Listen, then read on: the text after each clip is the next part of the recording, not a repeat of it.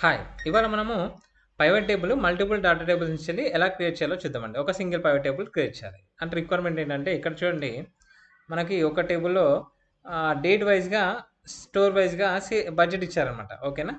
So, and right సైడ్‌లో date వైస్‌గా, store వైస్‌గా సేల్ ఉందనమాట. సో, ఇప్పుడు మనము ఏ స్టోర్ ఎంత అచీవ్ చేసింది, ఏ డేట్‌లో ఎంత అచీవ్ చేసింది అని చెప్పేసి ఆడనుకుంటే మనం ఇక్కడ బడ్జెట్ పక్కన సేల్ వీలుకప్ ఏసుకొని అలా వీలుకప్ ఏసుకోవచ్చు. వీలుకప్ ఏసుకుంటే మళ్ళా ఈ బంజారా ఒక్కటే వీలుకప్ ఏసామనుకోండి డేట్ వైస్‌గా కూడా ఉంది. సో, రెండిటిని కన్సిడర్ చేసుకొని మనం వీలుకప్ వేసుకోవాలి.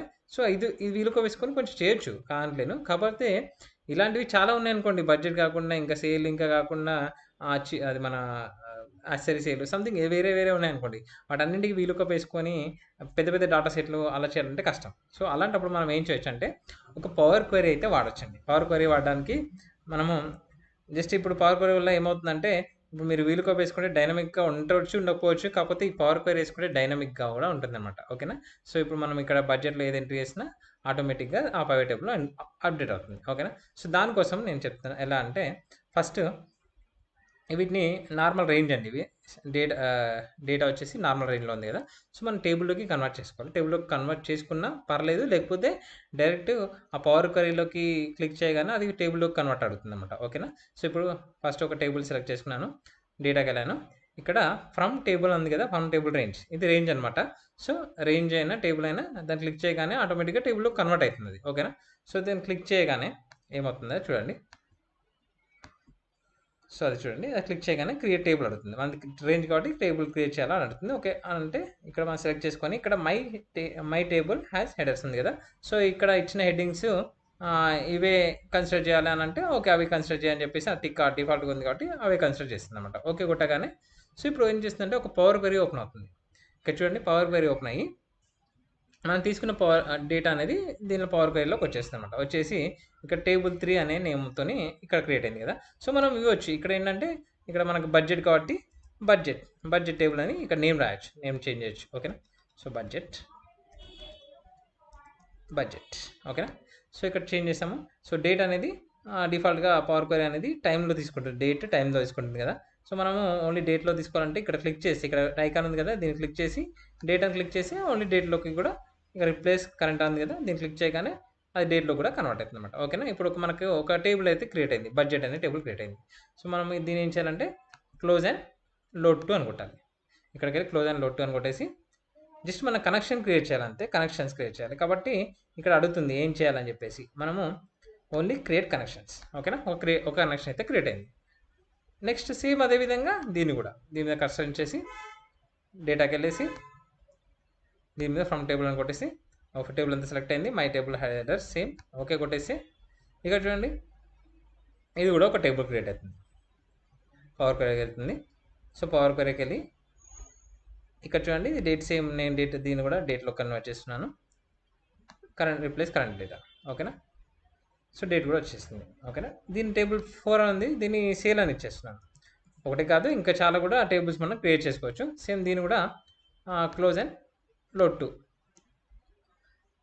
మరి ఇంత పెద్దగా చేస్తున్నాం అంటే ఇప్పుడు మనకు పెద్ద పెద్ద డాటా ఉందనుకోండి జస్ట్ అంటే క్రియేట్ చేయడానికి జస్ట్ మనం క్రియేట్ చేసినప్పుడు ఓన్లీ క్రియేట్ కనెక్షన్స్ అప్పుడే కష్టం అవుతుంది అంతే కొంచెం టైం పడుతుంది మిగతా ఈజీ అవుతుంది అనమాట మనం ఆటోమేటిక్గా డైనమిక్గా కూడా యూజ్ చేసింది ఓకే రెండు టేబుల్స్ని కనెక్షన్స్ అయితే క్రియేట్ చేసాం సేమ్ ఏదైనా టేబుల్ మీద క్లిక్ చేయండి బడ్జెట్ మీద క్లిక్ చేసింది అనుకోండి ఇక్కడ ఈ రెండు టేబుల్స్ కలిపి అపెండ్ చేయాలి అంటే రెండు టేబుల్స్ని కంబైన్ చేయాలంటే ఇక్కడ ఒక ఆప్షన్ ఉంటుందండి ఇక్కడ చూడండి హోమ్లోనే పవర్ క్వెరీలో ఇక్కడ అపెండ్స్ క్వెరీ సైజ్ న్యూ అని ఉంటుంది కదా అపెండ్ అంటే ఒకదాని కింద ఒకటి అనమాట సో మెర్జ్ అంటే పక్కన అట్లా ఉంటాయి ఒక అపెండ్ ఉంటుంది మెర్జ్ ఉంటుంది సో అపెండ్ వచ్చేసి ఒకదాని కింద ఒకటి అనమాట ఇక్కడ టూ టేబుల్స్ అయితే టూ టేబుల్స్ త్రీ కన్నా ఎక్కువ ఉంటే కూడా ఎక్కువ కూడా మనము కంబైన్ చేయొచ్చు ఓకేనా సో దీంతో కంబైన్ కూడా చేయొచ్చు అనమాట సో ఇప్పుడు మనం first table and budget second table sale ఏదైనా ఇచ్చేయండి ఫస్ట్ టేబుల్ అదనే సెకండ్ టేబుల్ ఏదైనా ఇచ్చేయండి ఓకేనా ఓకే కొట్టేస్తే మనకు అప్ ఎండ్ వచ్చేసి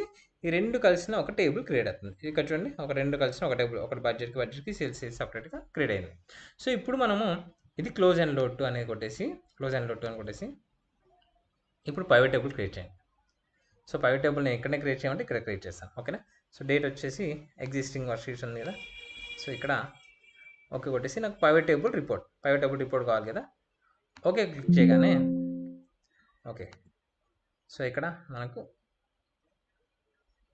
ఇక్కడ క్రియేట్ చేద్దాం. ఓకేనా, ఇక్కడ క్రియేట్ చేసేసి ఓకే కొట్టగానే అక్కడ ఒక పైవట్ టేబుల్ వేయడానికి మనకు ఒక ఆప్షన్ చూపిస్తుంది అనమాట. ఇప్పుడు నేను జస్ట్ నాకు ఏం కావాలి, స్టోర్ వైజ్గా స్టోరు, సో బడ్జెట్ అంటే ఒకే షీట్లో మీకు చూపిస్తున్నానమాట. ఎందుకంటే మనం డిఫరెంట్ షీట్ల నుంచే కాకుండా డిఫరెంట్ వర్క్ బుక్ల నుంచి కూడా ఇది అనేది తీసుకోవచ్చు అనమాట. ఈ పవర్ క్వెరీ అనేది యూజ్ చేయొచ్చు, పవర్ డాటా అనేది యూజ్ చేయొచ్చు. అంటే మనకు ఒకే షీట్లో ఉండాల్సిందే కదా, వేరే వర్క్ బుక్ల నుంచి కూడా మనం తీసుకోవచ్చు దీన్ని.